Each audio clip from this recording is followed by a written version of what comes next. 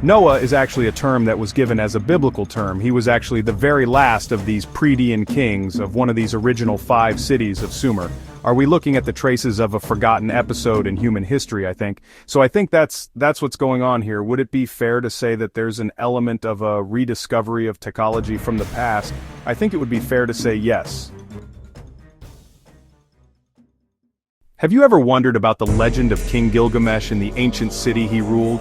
Let's dive into a time machine and head back to around 2700 BCE, right into the heart of Mesopotamian civilization, during what scholars call the early dynastic period. I would prefer to propose, and I have proposed, that what we're looking at is evidence of some kind of transfer of technology, that people came into that area who had other knowledge. This was an ERA, when city-states were popping up all over Mesopotamia, marking some of the earliest complex societies in human history, and right there in the thick of it was Gilgamesh, a name that echoes through history not just as a king, but as a figure of myth and epic tales. Gilgamesh's realm was none other than Uruk, a jewel among the Sumerian city-states nestled in the fertile lands along the Euphrates River, in what we now know as modern-day Iraq.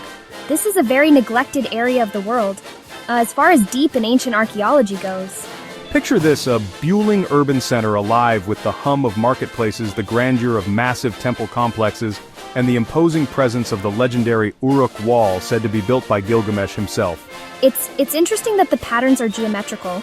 Someone made it, and it involved a very large amount of organized labor. In order to make it, there had to be the will and the intent in order to do that.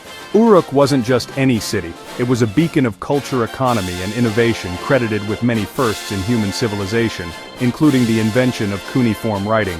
But what was life like under King Gilgamesh's rule? Imagine a leader who was more than just a man. He was a figure of divine significance, believed to be responsible for the welfare and prosperity of his people. Under his leadership, Uruk flourished, becoming a center for religious devotion, particularly for the worship of Inanna, a major deity in the Sumerian pantheon.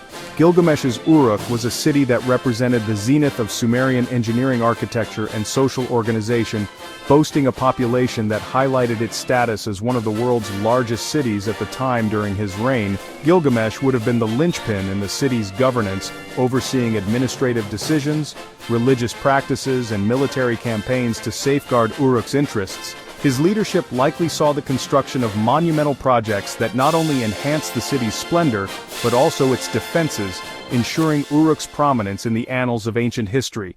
If we're only looking for a mere reflection of ourselves, we could overlook it completely. I think we're getting very close to rediscovering some of the things that our ancient ancestors were up to. Diving into the sands of time, the figure of King Gilgamesh stands as a fascinating blend of myth and reality, a character who has intrigued historians and archaeologists alike, while the line between the legendary and the historical is often blurred. There's a handful of archaeological breadcrumbs that lead us back to the possibility of Gilgamesh's actual existence in ancient Mesopotamian civilizations. First off, let's talk about the Sumerian king list. This isn't your average historical document, it's more like a mashup of history and mythology listing rulers of Sumer and their reign lengths. What's cool about this list is that our guy, Gilgamesh, makes an appearance. His name popping up among other rulers gives us a hint that maybe, just maybe, he was a real figure who ruled, and wasn't just a character in ancient bedtime stories. The fact that there are several versions of this list found in different places and from various times shows that keeping track of their leaders was pretty important to the Sumerians, and that Gilgamesh was a significant part of that record. Then there are the inscriptions and artifacts. Imagine finding a tablet or a cylinder seal with Gilgamesh's name carved into it. These bits and pieces don't give us the full picture of his reign, but do suggest he was recognized as a king. These items scattered across ancient Sumerian sites like breadcrumbs hint at the long-lasting memory of Gilgamesh, underlining his status, not just as a myth, but as a cultural icon.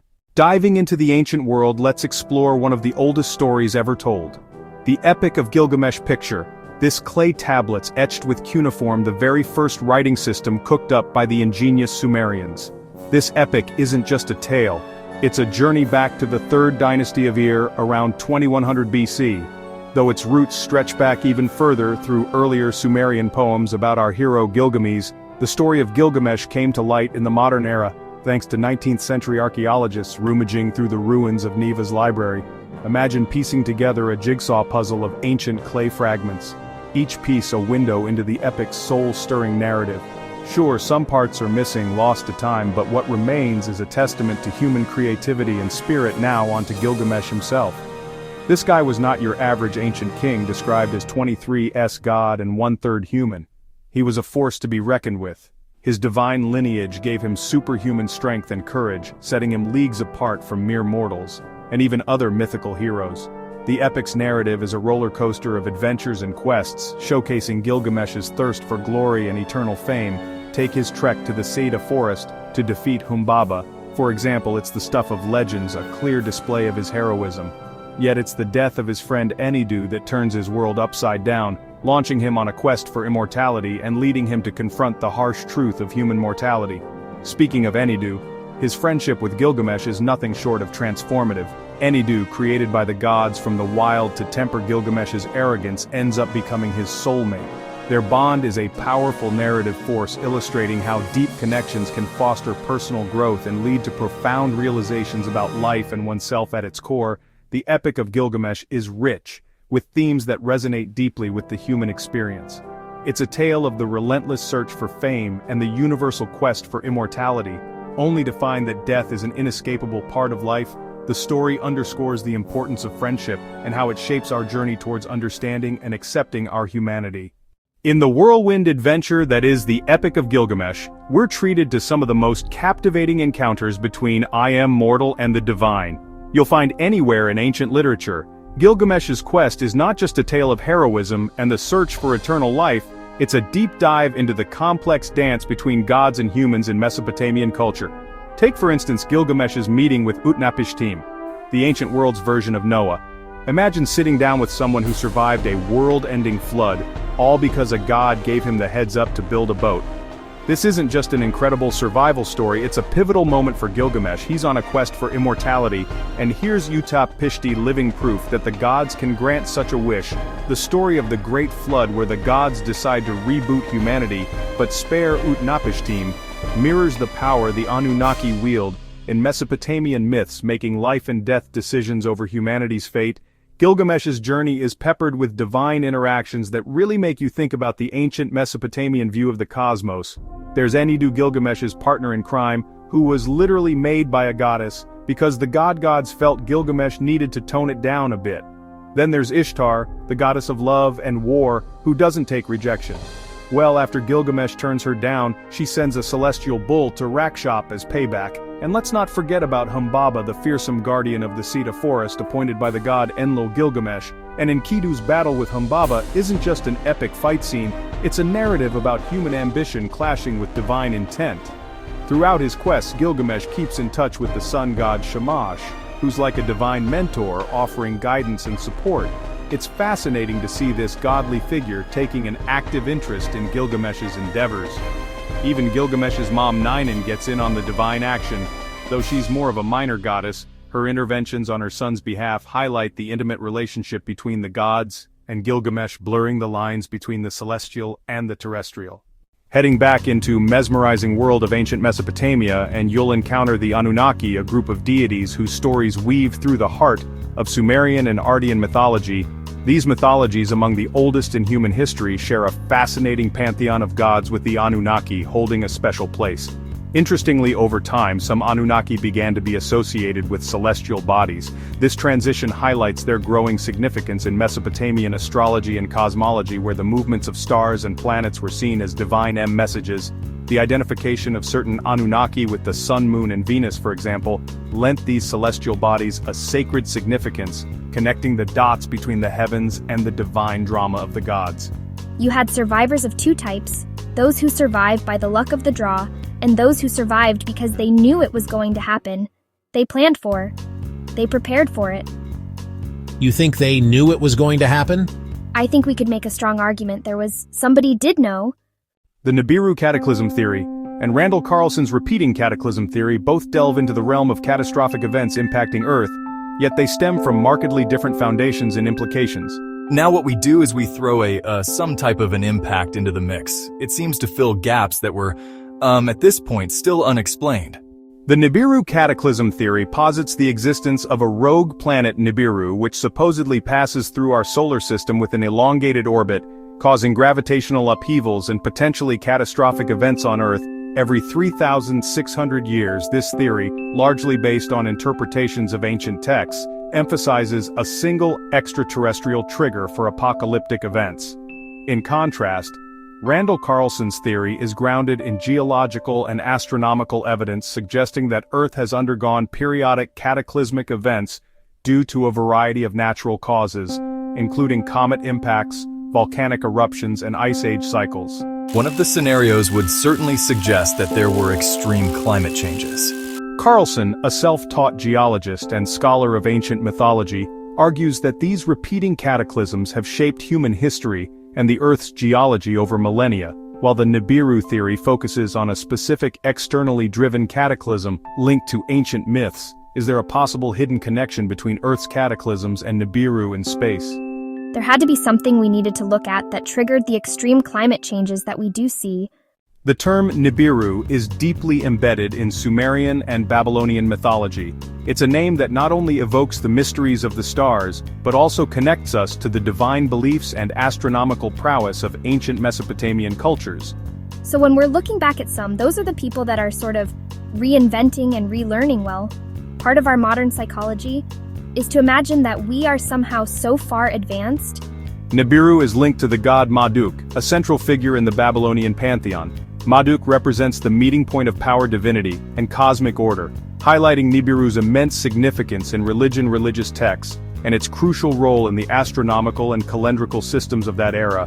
When it comes to the astronomical significance of Nibiru, the Babylonians held it in high esteem.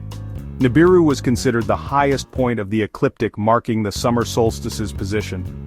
This wasn't just an arbitrary point in the sky, it was vital for their calendrical system, influencing agricultural practices and religious ceremonies. The tracking of Nibiru and its association with specific constellation underscored its importance for ancient astronomers. These scholars of the sky leveraged their knowledge of Nibiru's path to guide agricultural cycles, plan religious festivals, and interpret omens, integrating celestial observations into the fabric of their daily lives, drawing parallels between civilizations. Nibiru in Mesopotamian mythology and the Greek star Phaon offers a fascinating glimpse into the universal human endeavor to make sense of the cosmos. Phae, on the Shining One linked to the sun, god Helios was said to drive the sun's chariot across the sky. This myth, much like the significance of Nibiru to the Mesopotamians, illustrates the critical role celestial bodies played in shaping the ancient world's understanding of time-space. Both Nibiru and Phaon stories reflect a deep-seated belief in the power of celestial entities to influence or even dictate the fundamental rhythms of earthly existence. Juria Sitchin, the 12th Planet, published in 1976, kicked off a series of books that weave together ancient mythology, astronomy, and the notion of extraterrestrial life into a narrative that's as fascinating as it is controversial. Sign introduced the world to the idea of Nibiru, a mysterious yet-to-be-discovered planet with a wildly elliptical orbit, taking it deep into the cosmos, far beyond Neptune every 3,600 years.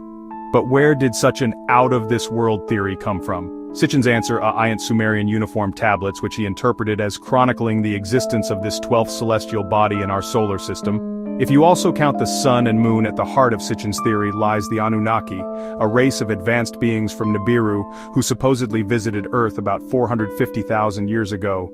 Sitchin's narrative doesn't just place these extraterrestrials on Earth, it credits them with genetically engineering early humans to create modern Homo sapiens for the purpose of mining gold needed on their home planet. It's a tale that marries the genesis of human civilization with cosmic visitors, suggesting that the advanced astronomical knowledge of the Sumerians, including their awareness of Nibiru's orbit, was a gift from these other-worldly ancestors. Sitchin's proposal of Nibiru's 3,600-year orbit stems from his unique interpretation of the Sumerian numeral system and their concept of a great year. Despite the lack of concrete evidence from mainstream science to back up Nibiru's existence or its effect on our planet, the idea has captured the imagination of many. It's even sparked theories linking Nibiru to mass extinction events on Earth, with some suggesting that its gravitational pull might fling comets and asteroids towards Earth, triggering catastrophic events. What we certainly do see here is a clustering right around 13,000 years ago that looks pretty evident to me. Sitchin's work draws an interesting parallel to the theories of M. Velikovsky, especially those laid out in his 1950s book Worlds in Collision. Like Sitchin, Velikovsky turned to ancient texts, interpreting them as accounts of catastrophic astronomical events that reshaped early human history and mythology.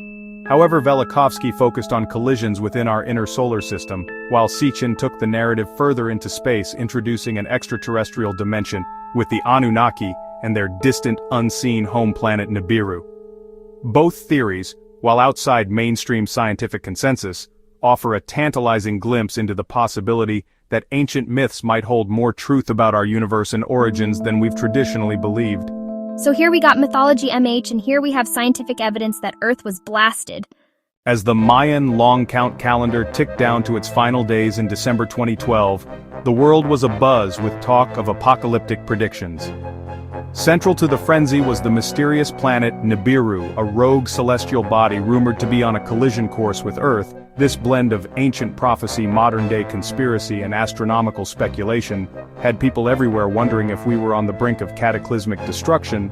The idea was that Nibiru, invisible to astronomers yet somehow detected by those in the know, would either smash into Earth or come close enough to wreak havoc through its gravitational pull.